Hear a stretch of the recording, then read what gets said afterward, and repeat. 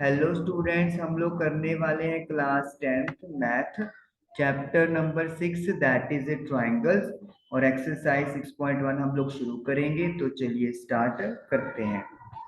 तो क्वेश्चन जो हमारे पास फर्स्ट है वो है fill in the blanks using the correct word given in the bracket. Bracket में वर्ड्स दिए हुए हैं तो उनको हमने सही यूज करना है।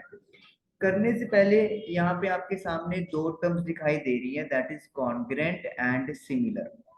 कॉन्ग्रेंट और सिमिलर का मतलब क्या चीज है? जब हम लोग कॉन्ग्रेंट की बात करते हैं तो इसका मतलब ये है कि जो दो फिगर्स की आप बात कर रहे हो उनकी जो कॉरेस्पॉन्डिंग साइड्स हैं वो आपस में बिल्कुल इक्वल होती हैं। मतलब कोई भी फर्क नहीं होता। 1 सेंटीमीटर 1 होगा, दूसरी में भी 2 है तो 2 होगा, 3 है तो 3 होगा।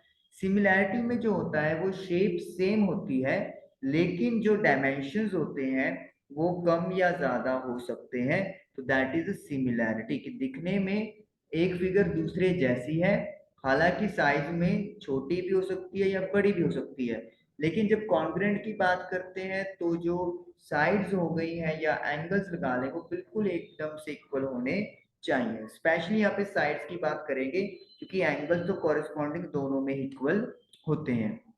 अब अगर मैं फर्स्ट यहाँ पे example fill in the blanks की बात करूं तो क्वेश्चन है ऑल सर्कल्स आर डैश। सभी सर्कल क्या होते हैं? देखिए मेरे पास सपोज कर लो दो सर्कल है, एक ये वाला सर्कल हो गया और एक ये वाला सर्कल हो गया। ये सर्कल देखने में एक जैसे हैं क्योंकि सर्कल्स हैं, लेकिन क्या ये कॉन्ग्रेंट है? बिल्कुल भी नहीं। एक का साइज स्मॉल है और एक का साइज लार्ज है। कॉन्ग्रेंट में साइज बिल्कुल सेम होता है तो इसीलिए ये वाली फिगर्स सिमिलर कहलाई जाएंगी, कॉन्ग्रेंट नहीं होंगी। तो यानी कि सभी सर्कल सिमिलर होते हैं, कॉन्ग्रेंट नहीं होते।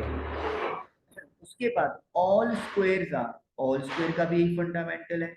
एक आपके पास बड़ा स्क्वायर और एक आपके पास छोटा स्क्वायर, दोनों की शेप सेम है लेकिन साइज इज डिफरेंट। तो इसका मतलब है कि ये वाला भी क्या चला गया, सिमिलर।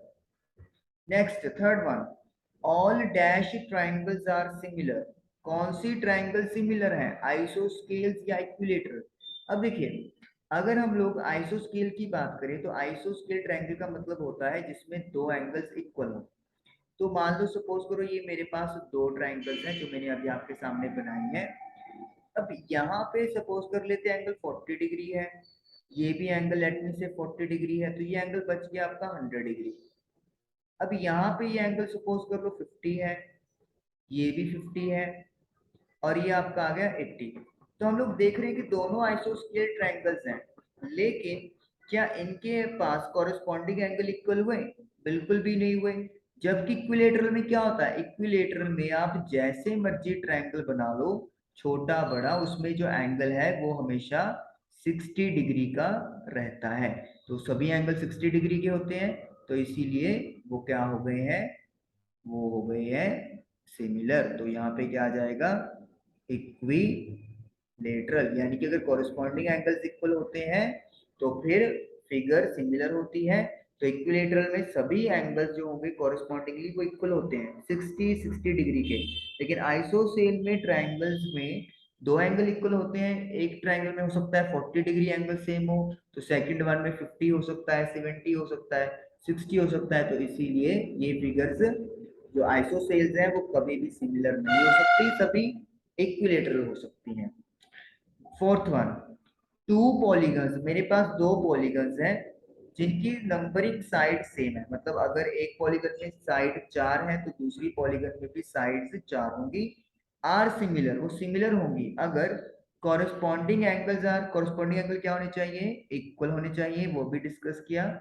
अगर एक में मतलब एंगल 30 का बन रहा है, 40 का, 50 का, तो दूसरी ट्रायंगल में भी एंगल 30, 40 और 50 का ही बनना चाहिए।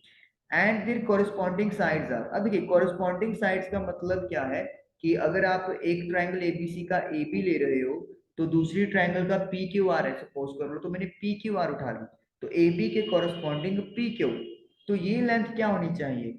सिमिलैरिटी में हमें पता है कि साइज बड़ा या छोटा हो सकता है, तो इक्वल तो हम लोग लिखेंगे नहीं। तो इसका मतलब है साइड्स अगर प्रोपोर्शनल है तो फिर वो ऑटोमेटिकली सिमिलर हो जाएंगे। जरूरी नहीं होता कि वो इक्वल हो, लेकिन अगर प्रोपोर्शनल है मतलब रेशियो सेम है तो फिर वो आपकी ट्राइंगल्स सिमिलर जरूर होती हैं।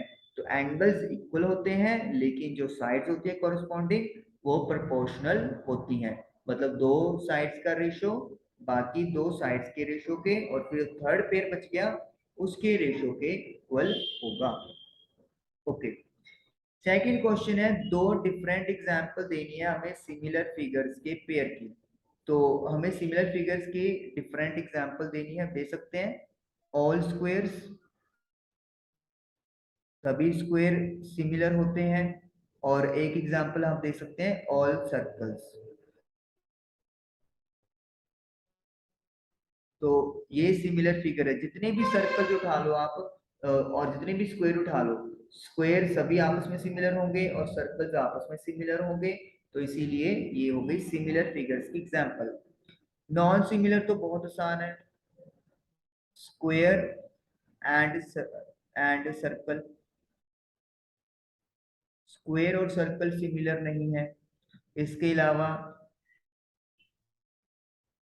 स्क्वायर एंड ट्राइंगल, ये भी सिमिलर नहीं है। तो उसका मतलब क्या है कि बहुत सारे एग्जांपल्स आप कोई भी सिलेक्ट कर सकते हो।